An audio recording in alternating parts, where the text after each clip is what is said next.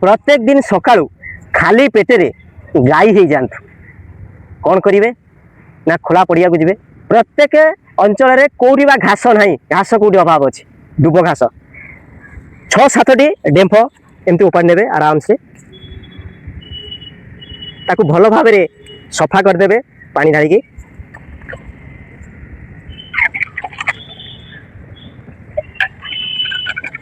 हिंदू धर्म रे भारतीय परंपरा रे घास को पवित्र प्रतीक मना जाए से कि प्रत्येक पुण्यक्रम पवित्रता आने कि पूजा पद्धति रे दुब घास व्यवहार करा जाए अरुआ चाउल सहित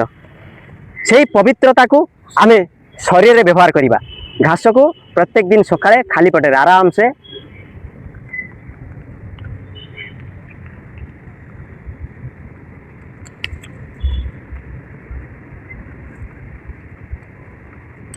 भल भाव में चोबई देवे पूरा चोबई सारा पर खाड़ी जो बाहर उपाड़ देवे रस गुड़ा को पीदेवे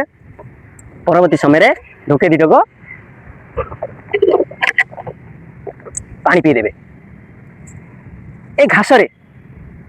ईश्वर बा प्रकृति एते आंटी ऑक्सीडेंट भरी जाइए जहाँ आम शरीर को इम्यूनिटी भरपूर कर दिए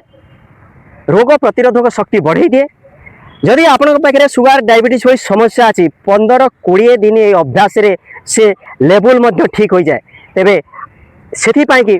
प्रत्येक उद्भिद पवित्रता को लेकिन आम परंपरा रे जड़ित कर दि जाए पूजा परंपरा रे चाउल बा धूप मुंड उपर को छिंचा जाए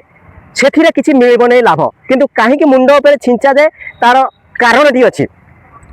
यह मुंड को ठंडा रखे केवल छिंचीदे नुहे कौन करेंगे जदि मुंड बथा होची मुंडर विभिन्न जंत्रणा अच्छी मुंड अनेक समय गरम हो जाए तापी जाए तेणु मुंड को शीतल करने कि मुंड प्रदाह बा मुंड बिंधा मुंड जंत्रणा को दूर करने कि किसी परिमाण अरुआ चाउल से किसी दुबपटे बाटी दिंतु जो पेस्ट है कपाल पूरा संपूर्ण कपाल ललाट रे एउठु एपर्यंत चंदन लिपिला भली की लिपिकी रखंतु मुंड बिंधा संगे संगे दूर हो जाए प्रक्रिया द्वारा से चाउल एवं धूप को आम पवित्रतार प्रतीक भाव मना जाइए केते सरल प्रकृति के उपदान प्रकृतिर दान केते महान आम यही प्रकृति को व्यवहार करवा शिखिने तेणुक से कहगला सकाळू गाई हो जातु घास खातु तेरे यही सरल और सहज वीडियो उपकारी वीडियो देखा चैनल को सब्सक्राइब करेंगे वीडियो भल लगे शेयर करेंगे समस्त को बांटे और समस्ते उपकार पाइबा जरूरी।